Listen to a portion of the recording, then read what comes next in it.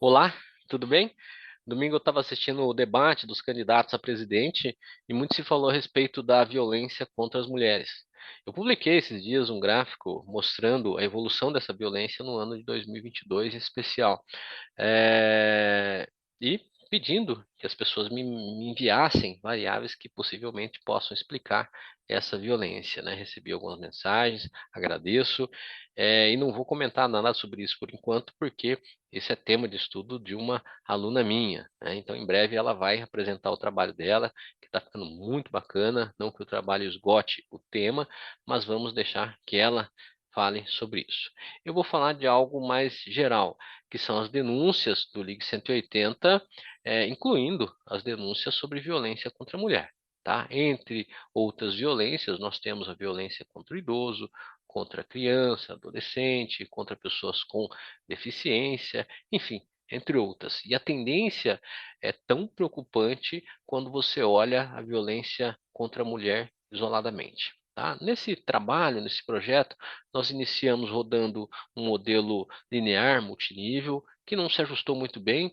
Depois testamos um Poisson, né? Lembrando que o Poisson ele tem um pressuposto de que a média e a variância da variável dependente são iguais, né? E esse pressuposto raramente é atendido em estudos empíricos, né? Foi quando uma aluna minha, Gabriela, agradeço ela, me sinalizou: Erasmo, tem superdispersão nesses dados, vamos utilizar um binomial negativo, né? Foi quando a gente testou o binomial negativo, tanto no modelo de violência contra a mulher, quanto nesse modelo que eu vou apresentar agora, e o resultado foi muito bacana.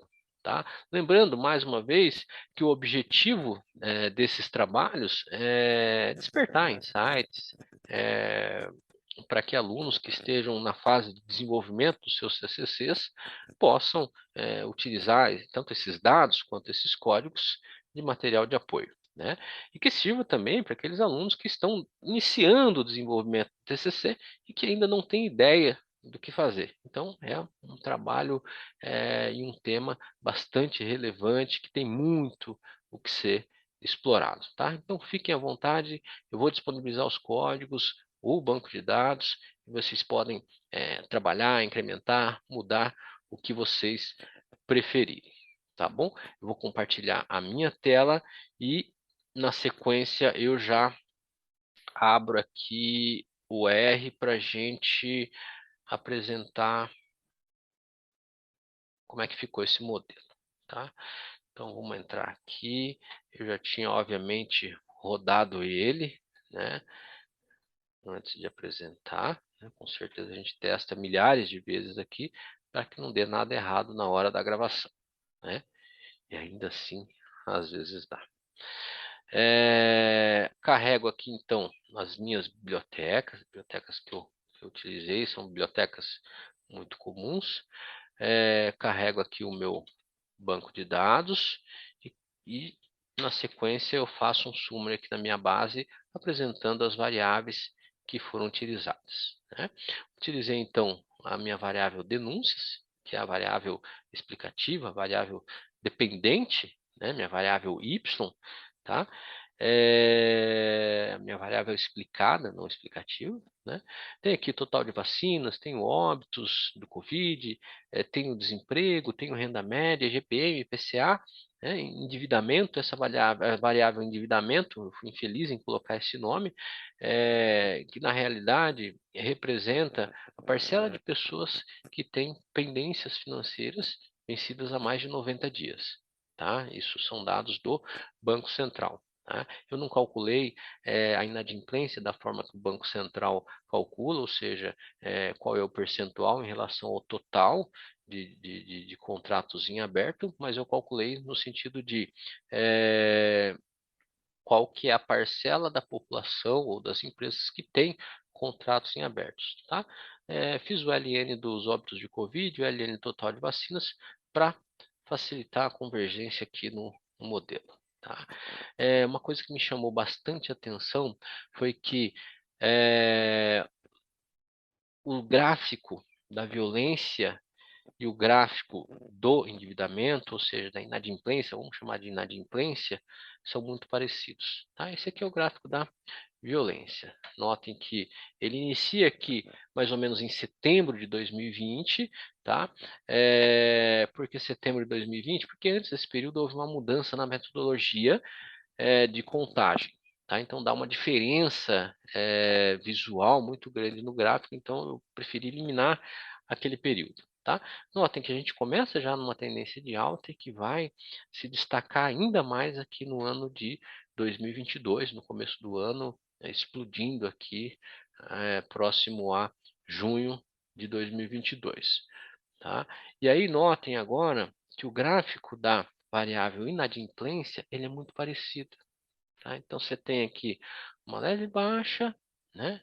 Faz esse U aqui e depois começa a subir desde do meio, mais ou menos, de 2021, não parou de subir até o presente momento.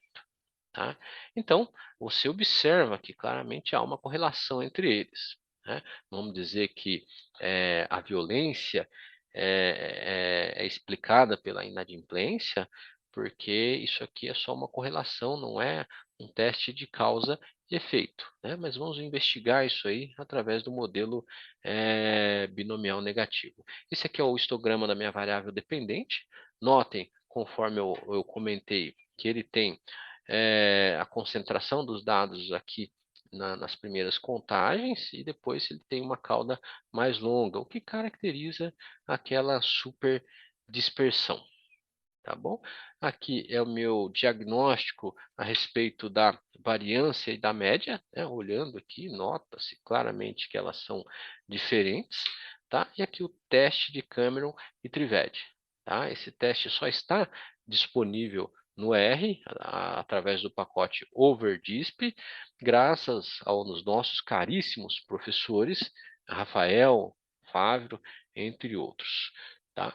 E aí, por fim, aqui a gente vai para a estimação do modelo binomial negativo, tá? A função GLM, MTMB, tá?